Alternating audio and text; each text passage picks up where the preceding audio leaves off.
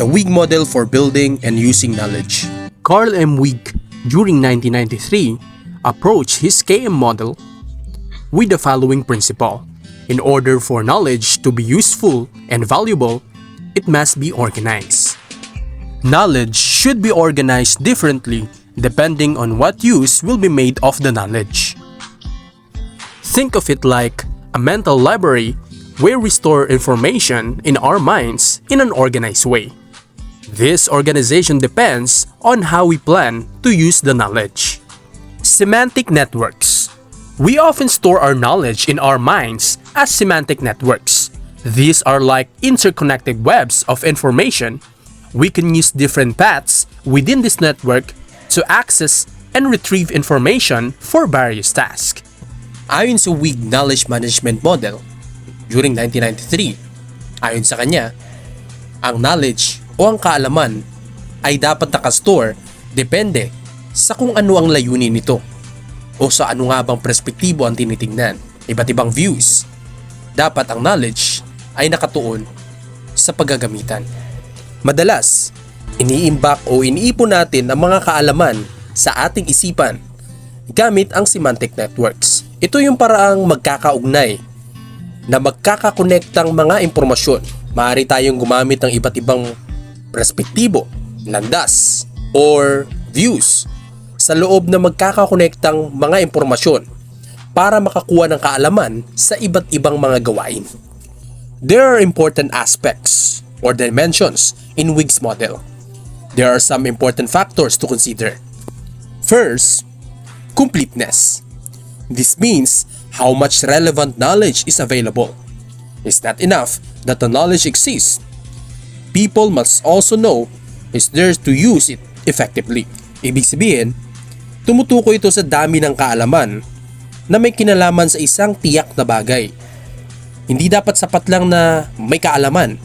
Kailangan din na alam ng mga tao na yun na naroon o pinagbabatuhan ng impormasyon kung paano magagamit ito ng maayos.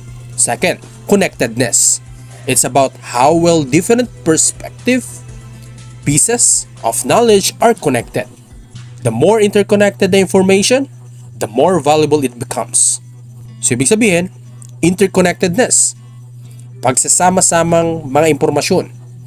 Ito ay tungkol sa kung gaano kaganda ang pagkakabuklod ng iba't ibang mga bahagi ng kaalaman.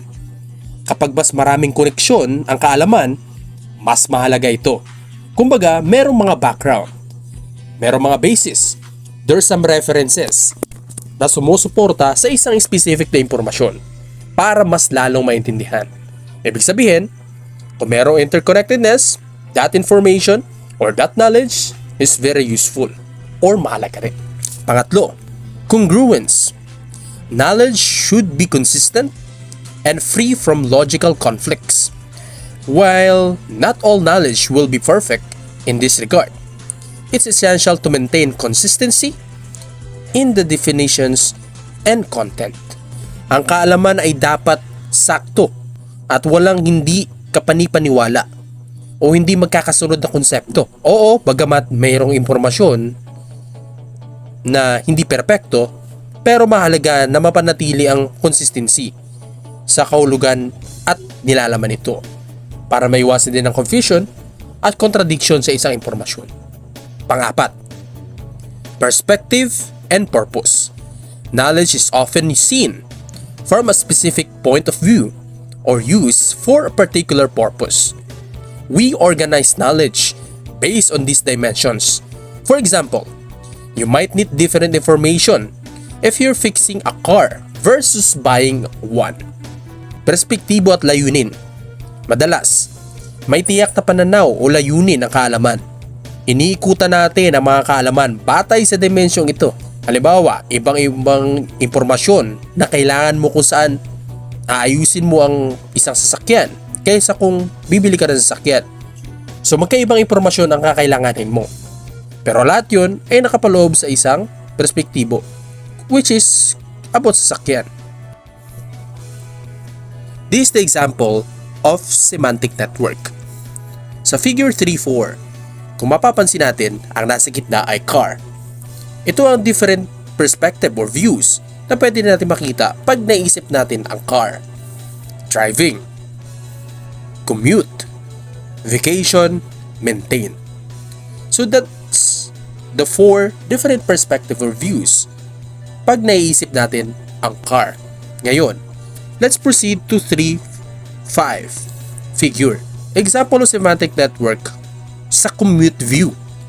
Sa commute view, pag pinalalim pa natin, ang pwede makakonekta or connected information or knowledge, carpool, traffic jams, gas prices. Pag naisip natin ang commute, gas prices. Pag naisip natin ang gas prices, maisip din natin ang kotse. So, that's how interconnected this works. Traffic jams, commute. Sa commute, maisip natin car. Carpool, commute, car. So, that's the view of commute. Next, 3-6, maintain view. Sa maintain view, pag naisip natin car, maintain.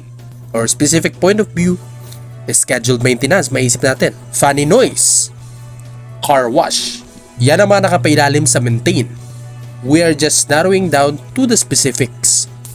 Sa view naman ng vacation, book time off, mat out trip, sunglasses.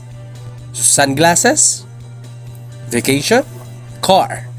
There's some way of interconnectedness sa bawat mga salita or perspective. Sa 3.8, driving. Una-una, driver's license, optometrist visit, cell phone, weather report. Pag magdadrive ka, weather report, cell phone. May isip po sa driving. Lahat yan, may isip natin ang car. Nagsimula sa car, into specifics. That's semantic networks. So now, let's move on about the Wiig knowledge management model, the degrees of internalization. So Wiig's model attempts to define different levels of internalization of knowledge. Wiig's approach can be seen as a further refinement of the fourth Nonaka and Takeuchi quadrant of internalization. So here's the levels of internalization span the classifications of novice, beginner, competent, expert, and master. So we have the level 1, level 2, level 3, level 4, and level 5. So for the level 1, novice is unaware of the knowledge available and how it can be used. So it is extremely low consciousness, even not at all about knowledge and the way it can be used. So that's the novice. Level 2, beginner. Beginner knows that knowledge exists and where to get it, but cannot reason with it. So beginner, he or she knows about knowledge existent and where it can be obtained, but he or she doesn't know the way it can be used. Number 3, competent. The competent knower knows about the knowledge, can use and reason with the knowledge given external knowledge bases such as documents and people to help. So competent knows, but the possibility of using knowledge is limited. So that the competent. Number 4, expert. The expert knows the knowledge, holds the knowledge in memory, understand where it applies, reason with it without outside help. Expert, he or she keeps the knowledge in mind, understand where it can be applied, works with knowledge without external intervention. That's the work of expert. So, level 5, master. The master internalizes the knowledge fully, has the deep understanding with full integration into values and consequences of using that knowledge. Master knows completely internalization of knowledge. A master has a profound understanding about the events in his or her environment. So, in general, there is a continuum of internalization, starting with the lowest level, the novice, who does not know, he or she does not know, who does not have even an awareness that the knowledge exists, and extending to the mastery level, where there is a deep understanding not just of the know what, but the know how, and the know why, and the care why. That is values, judgments, and motivation for using the knowledge. So those 5 is the degrees of internalization of Wiig knowledge management model. So that's it. Thank you.